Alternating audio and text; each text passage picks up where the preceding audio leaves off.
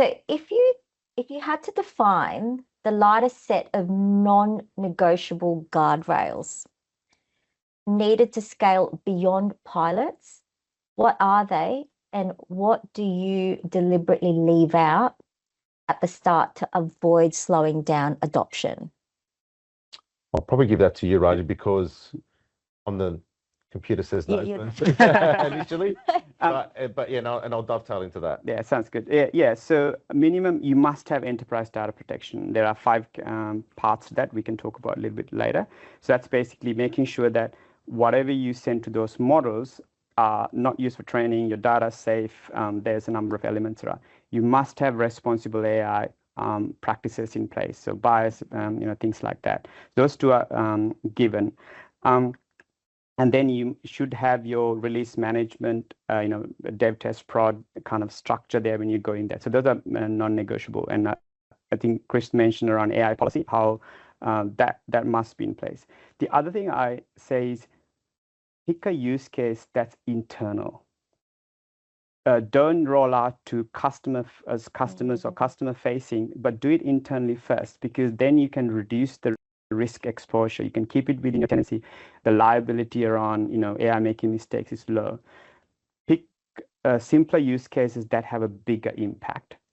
And it's going to do 3 things. One is it's going to give you an opportunity to, obviously, if it's successful, it's going to show good results, which means the AI adoption will rise within the organization.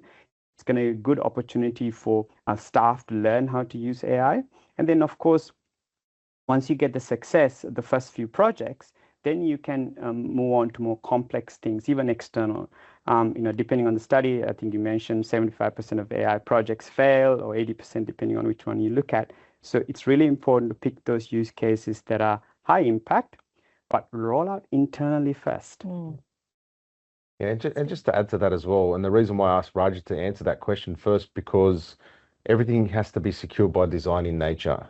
And I think now we've moved to a point now where people that are deploying these projects have to have security front and center. So the things that Raji mentioned are absolutely critical to doing that. And then as we evolve, we can start to implement other controls that go into place. However, now we're at a point where we need to ensure that the teams that are building these applications are thinking secure by design first, but we have to ensure that we impart the knowledge around what is security and what does it mean to that particular thought process. Going back years ago, application or dev teams didn't have security front and center, and then would find those issues, whereas now we're seeing an evolution of people start to think of security, thinking that data is important, thinking the guardrails has to be in place. So by doing that, we're now sharing the responsibility, but making sure that everyone thinks secure by design first, get things off the ground, look at internal concepts first.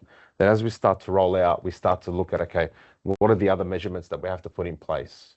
How do we access data? What are the protections? What are the inline protections that we need to look at later on?